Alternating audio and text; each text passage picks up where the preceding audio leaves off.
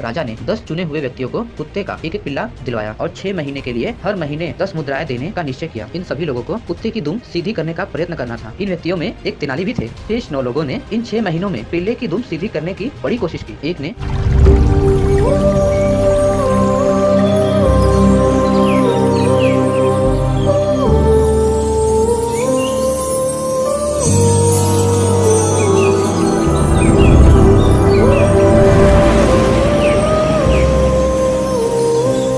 नमस्कार दोस्तों, हम आपके लिए तेनाली रामा से जुड़ी एक और नई और अद्भुत कहानी लेकर आए हैं। तो चलो शुरू करते हैं। एक दिन राजा कृष्णदेव राय के दरबार में इस बात पर गर्मागर्म बहस हो रही थी कि मनुष्य का स्वभाव बदला जा सकता है या नहीं। कुछ का कहना था कि मनुष्य का स्वभाव बदला जा सकता है और कुछ का विचार था कि ऐसा नहीं हो सकता, जैसे कुत्ते की दुम कभी सीधी नहीं हो सकती। राजा को एक विचार सूझा। उन्होंने कहा, अगर कुत्ते की दुम सीधी की जा सकती है तो मनुष्य का स्वभाव भी बदला जा सकता है, नहीं तो नहीं बदला जा सकता। राजा ने फिर विचार को आगे बढ़ाने की सोची और बोले, ठीक है, आप लोग यह प्रयत्न करके देखिए। राजा ने 10 चुने हुए व्यक्तियों को कुत्ते का एक एक पिल्ला दिलवाया और 6 महीने के लिए हर महीने 10 मुद्राएं देने का निश्चय किया। इन सभी लोगों को कुत्ते की दुम सीधी करने का प्रयत्न करना था। इन व्यक्तियों में एक तेनाली भी थे। शेष 9 लोगों ने इन 6 महीनों में पिल्ले की दुम सीधी करने की बड़ी कोशिश की। एक ने पिल्ले की पूंछ के छोर को भारी वजन से दबा दिया ताकि उसकी दुम सीधी हो जाए। दूसरे ने पिल्ले की दुम को पीतल के एक सीधी नली में डाले रखा। तीसरे ने अपने पिल्ले की पूंछ सीधा करने के लिए हर रोज पूंछ की मालिश करवाई। छठे सज्जन ने कहीं से किसी तांत्रिक को पकड़ लाए जो कई तरह के उटपटांग वाक्य बोलकर और मंत्र पढ़कर इस काम को करने के प्रयत्न में जुटा रहा। सातवें सज्जन ने अपने पिल्ले का शल्य चिकित्सक यानी ऑपरेशन करवाया। आठवें व्यक्ति पिल्ले को सामने बिठाकर 6 माह तक प्रतिदिन उसे भाषण देता रहा कि पूंछ सीधी रखो